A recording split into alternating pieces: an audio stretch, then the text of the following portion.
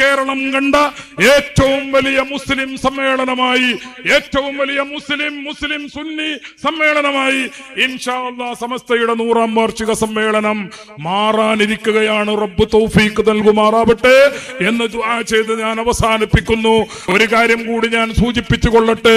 ഒരു കാലത്ത് ബഹുമാനപ്പെട്ട സമസ്ത കേരള ജംഇയ്യത്തുൽ ഉലമ മതവിദ്യാഭ്യാസ രംഗത്തും അതേപോലെ ആദർശ പ്രചാരണ രംഗത്തും പ്രവർത്തിച്ചെങ്കിൽ 89 ശേഷം സുൽത്താനുൽ ഉലമയുടെയും MA ഉസ്താദിന്റെയും ബദർ ഉസ്താദാത്തിന്റെയും നേതൃത്വത്തിൽ വിദ്യാഭ്യാസ രംഗത്ത് നാം നടത്തിയ മുന്നേറ്റം നിങ്ങൾക്കറിയാമോ? ഞങ്ങൾ മർക്കസിൽ പഠിക്കുന്ന കാലത്ത് മർക്കസിൽ നിന്ന് പുറത്തിറങ്ങുമ്പോ ഉസ്താദ് കോട്ട് തരും, അത് സക്കാഫി കോട്ടാണ്.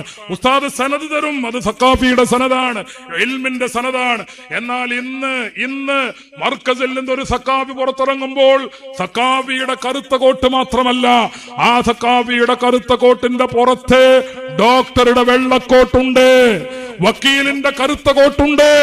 ഇങ്ങനെ വ്യത്യസ്തങ്ങളായ കോട്ടുകൾ ഒരു കാലത്ത് സഖാഫികളായി പുറത്തിറങ്ങിയെങ്കിൽ, സയദികളായി പുറത്തിറങ്ങിയെങ്കിൽ, അഹ്സനിമാരായി പുറത്തിറങ്ങിയെങ്കിൽ, ബഹുമാനപ്പെട്ട സമസ്ത കേരള ജംഇയ്യത്തുൽ ഉലമയുടെ ഈ കഴിഞ്ഞ പതിറ്റാണ്ടുകളുടെ മുന്നേറ്റത്തിന്റെ ഫലമായി ഇന്ന് സഖാഫികൾക്ക് വക്കീലിന്റെ കോട്ടുണ്ട്, ഇന്ന് സഖാഫികൾക്ക് ഡോക്ടറുടെ കോട്ടുണ്ട്, ഇന്ന് സഖാഫികൾക്ക് സഖാഫി കോട്ടുണ്ട്, ഇന്ന് സഖാഫികൾക്ക് എഞ്ചിനീയറുടെ കോട്ടുണ്ട്.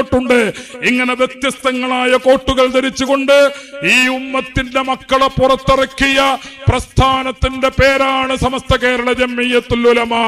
ആ പ്രസ്ഥാനത്തിന് കഴിഞ്ഞ 53 കൊല്ലക്കാലമായി 100ാം വാർഷികം ആഘോഷിക്കുന്ന സമസ്തക്ക് കഴിഞ്ഞ അരനൂറ്റാണ്ട് കാലമായി നേതൃനിരയിൽ നിന്ന് നമ്മെ നയിച്ചു കൊണ്ടിരിക്കുന്ന ഒരേ ഒരു നേതാവിന്റെ പേരാണ് സുൽത്താനുൽ ഉലമ.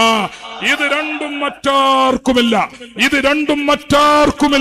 അങ്ങനെ മറ്റാർക്കുമില്ലാത്ത നേതൃ സുഹൃദത്തെ മുന്നിൽ നിർത്തിക്കൊണ്ടാണ് നാം 100ാം വാർഷികം ആഘോഷിക്കുന്നത്. ആ 100ാം വാർഷികത്തിന്റെ പ്രവർത്തകരായി, പ്രചാരകരായി നിങ്ങളെല്ലാവരും മുന്നിൽ നിന്ന് പ്രവർത്തിക്കണമെന്ന് ഈ സന്ദർഭത്തിൽ നിങ്ങളെ ഓർമ്മപ്പെടുത്തിക്കൊണ്ട് വആഖിറു ദഅവാനാ അൽഹംദുലില്ലാഹി റബ്ബിൽ ആലമീൻ. അസ്സലാമു അലൈക്കും വറഹ്മത്തുള്ളാഹി.